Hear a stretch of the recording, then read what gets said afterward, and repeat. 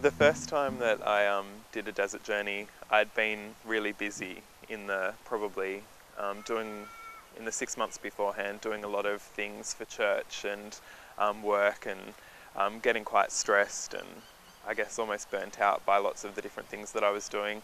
And I heard about desert journeys and thought, yep, that sounds good. Going off into the wilderness by myself to be to get away from it. And it was really uncharacteristic for me to kind of do that, I think. I normally think about things and wait and figure it out and think about it a little bit more and then don't, just wait until it's too late. But when I heard about it, I just decided, yep, I'm going to do that. Ever since then, I've loved the desert and want to spend as much time as I can there.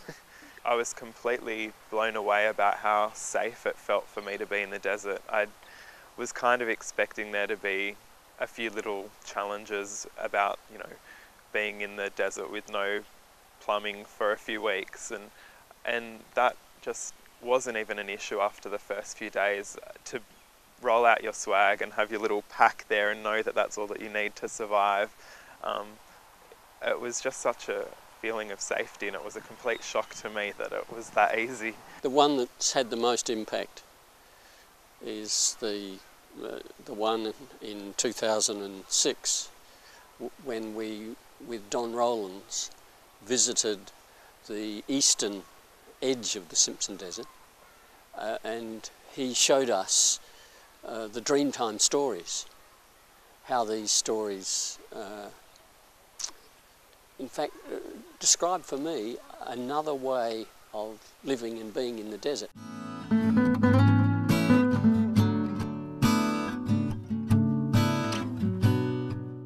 The desert has been important for people in the Christian tradition and in lots of religious traditions, and I think I understand why that is, because I think the desert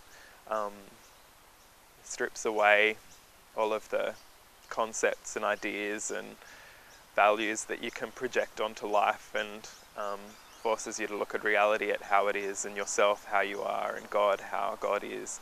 I really loved meeting Don Rowlands, who's one of the custodians of Mungatiri, the Simpson Desert, and hearing his story and about what the land means to him, and realising that there's massacres in our history that people don't even know about. I remember a person who came from Europe who came on the trip, and he very quickly identified something that I'd sort of known for a long time, but he put it into words. He talked about, as you climb up the dunes in the four-wheel drive, generally you just keep getting slower and slower as you get towards the top of the dune. But when you get to the dune, because of the loose blown sand, you go up and you're actually launched out into nothing. And the car comes down and you're never quite sure where the road's going to be on the other side of the top of the dune. And it can go left or right, usually one or the other.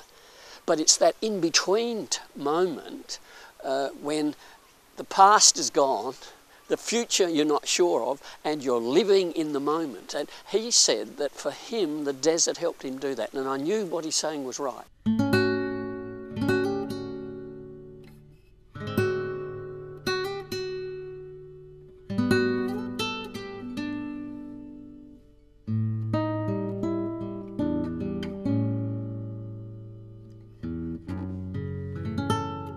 It's especially at night, and especially around the campfire, that for me the whole elements of the spirit become so evident. The intensity of the stars and the aboriginal way of seeing them means that we're living in quite a different environment where the fundamental issues about life really come to the fore. Where do we come from? Why are we here? Where do we go? And in the midst of those, there are times that God has spoken to me.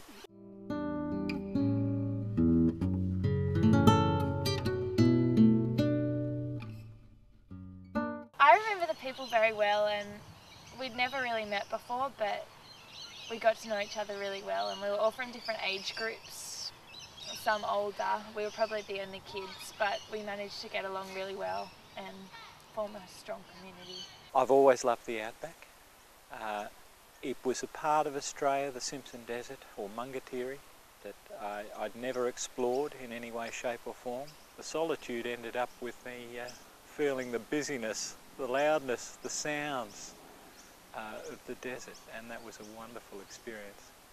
As well as the experience of the desert itself, with its beautiful colours and its wide expanses, and the small picture as well of the animal tracks and the birds, and yeah, all those things. It was fantastic. About a year and a half ago, I heard somebody mention that they were looking at a desert journey. As I started exploring, I realised that this desert journey would be really helpful for me as I venture off into ministry. Certainly concreted a lot of the values that I thought I had, or it's even, made me think about lots of things a lot more, and I don't know, I think I came back quite different and wanted to change a lot of things in my life, and I think that's sort of a pinpoint in my life so far, that I can say that's where a lot of change did happen.